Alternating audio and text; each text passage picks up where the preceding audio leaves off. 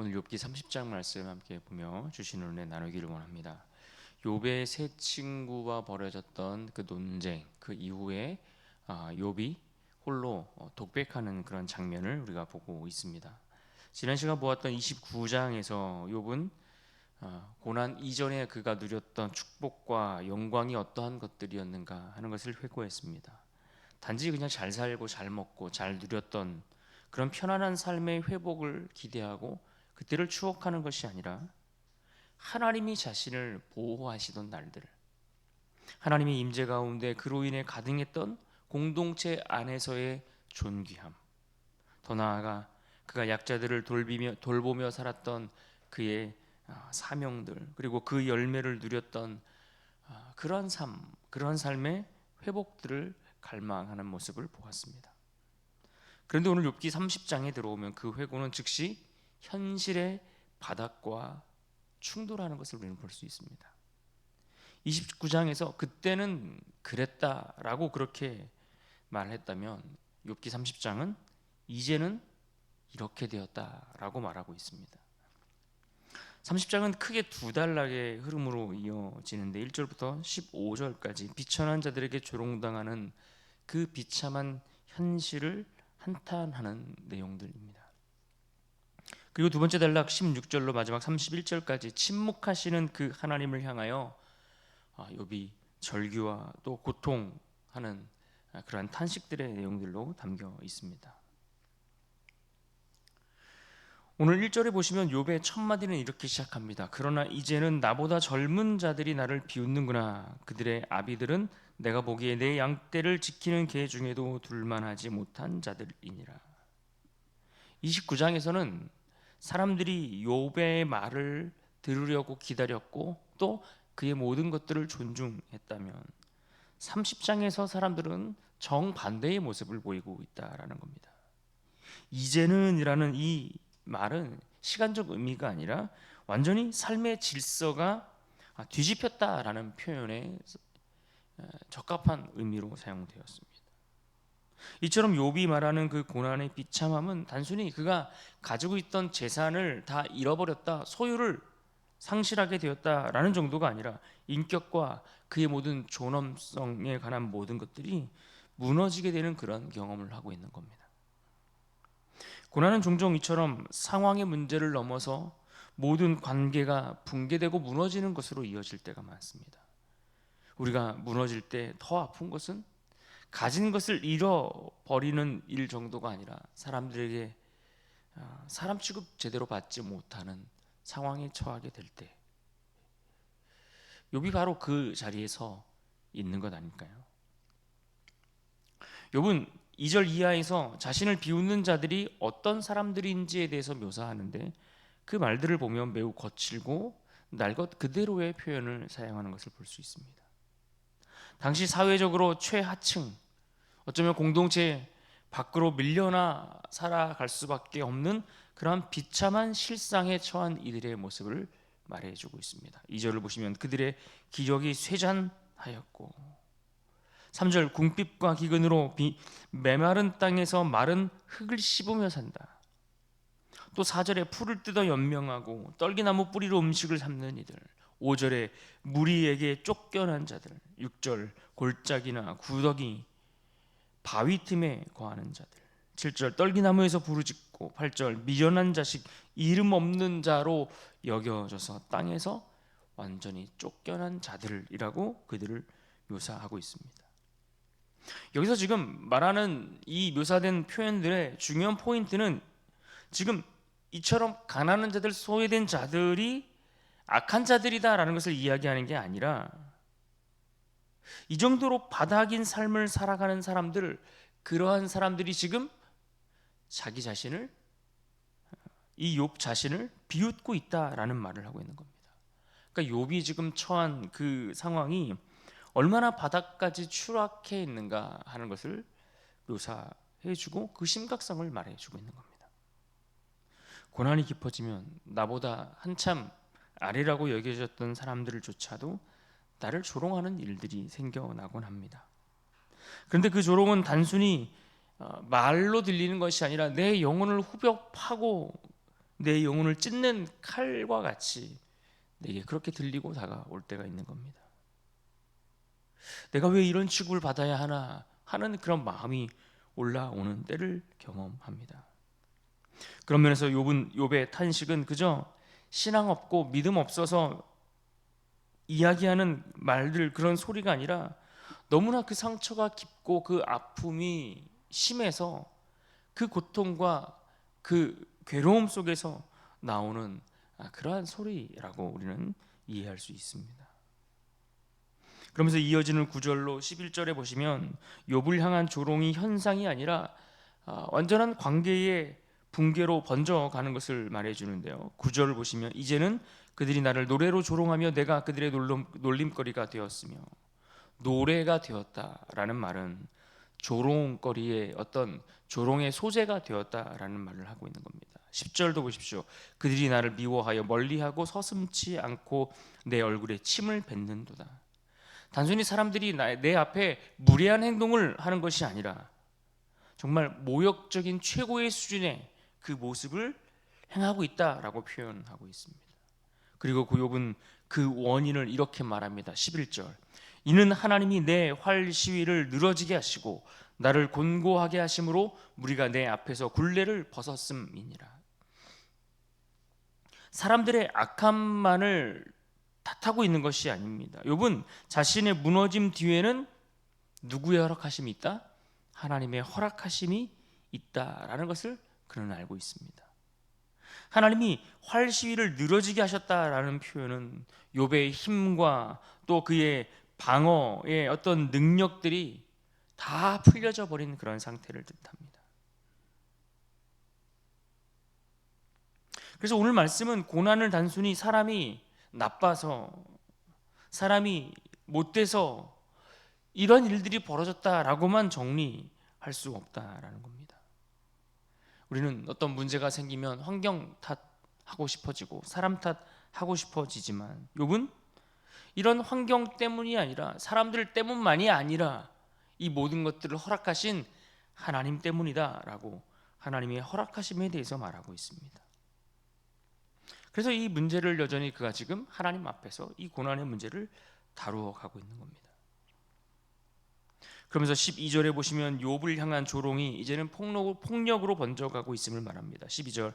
그들이 내 오른쪽에서 일어나 내 발에 덫을 놓으며 나를 대적하여 길을 애워싸며. 또 15절. 순식간에 공포가 나를 애워싸고 그들이 내 품위를 바람같이 날려버리니 나의 구원은 구름같이 지나가 버렸구나. 마치 사람들에게 포위당한 자신의 모습, 여기서 품위와 또 구원이 사라졌다라고 표현한 것을 보면 그저 사회적 지위가 떨어졌다라는 의미 정도가 아니라 자신의 삶을 지탱하던 보호해주던 모든 안전장치가 완전히 다 무너지게 되었다라는 것을 말해줍니다. 고난의 공포가 한 번의 사건이 아니라 연속되는 무너짐으로 이어지고 있는 겁니다. 조롱이 멸시로 이어지고 그 멸시가 폭력과 이제는 그것이 내게 심한 공포로 다가오고 이어지고 있는 겁니다. 그래서 이런 과정들을 보여주면서 교회가 고난받는 자들 향해서 너무 예민해서 저렇게까지 하는 거 아닌가, 그러니까 이런 식으로만 말할 수 없다라는 겁니다. 고난 중에 있는 사람들은 실제로 이와 같이 포위된 현실, 모든 것으로부터 갇혀서 그렇게 몰려가는 그런 폭력을 당하는 공포 가운데 서 있다라는 것을 느끼게 된다라는 것을 우리는 알아야 합니다. 이제 두 번째 단락 후반부로 들어가면 욥은 사람들의 조롱을 넘어 자신의 몸과 영혼 속에서 일어나는 아주 극한의 고통에 대해서 이야기하기 시작합니다. 16절을 보십시오. 이제는 내 생명이 내 속에서 녹으니 환난 날이 나로 사로잡음이라.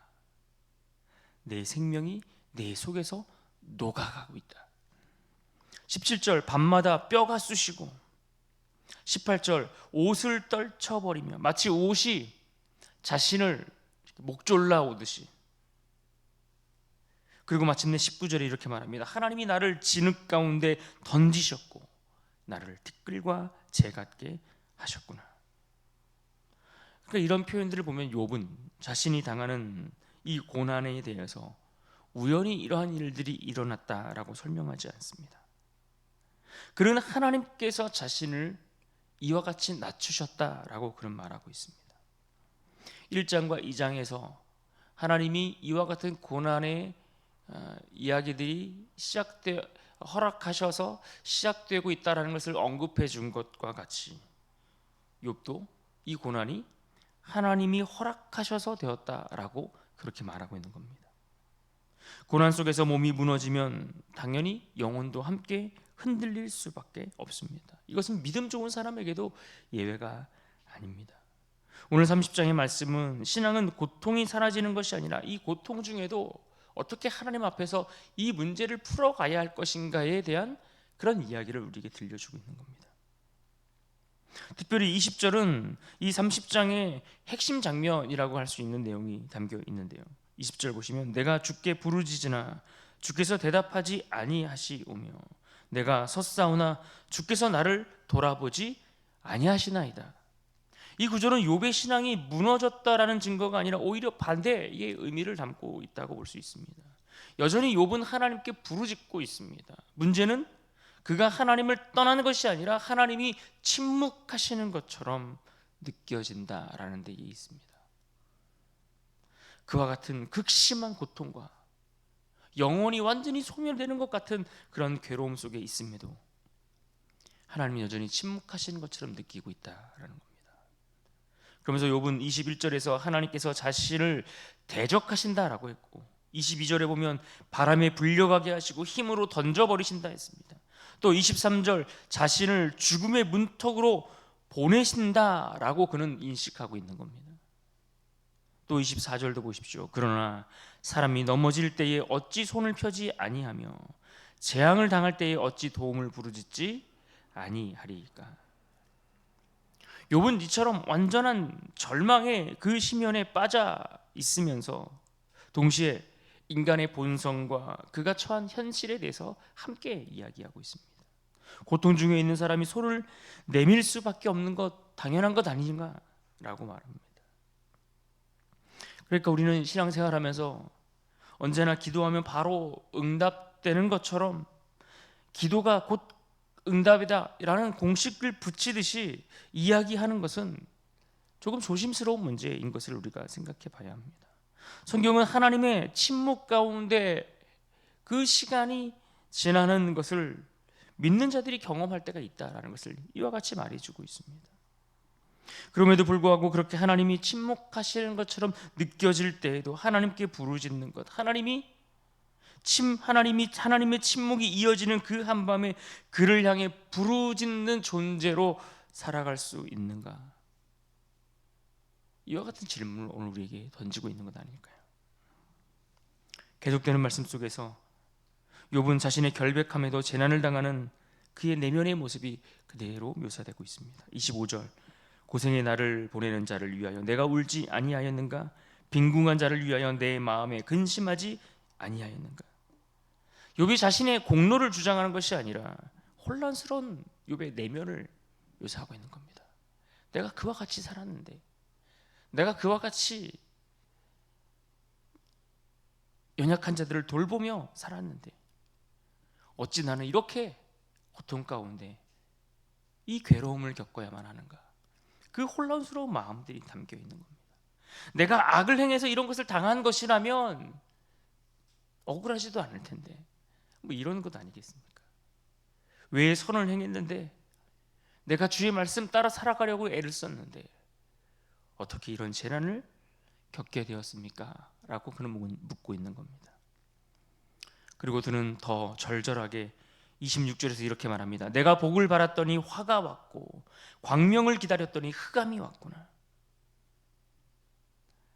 이 구절은 욥의 혼란을 가장 선명하게 드러내주고 있습니다. 그가 소망과 결과가 정반대로 뒤집히는 그런 일들을 경험하고 있는 겁니다.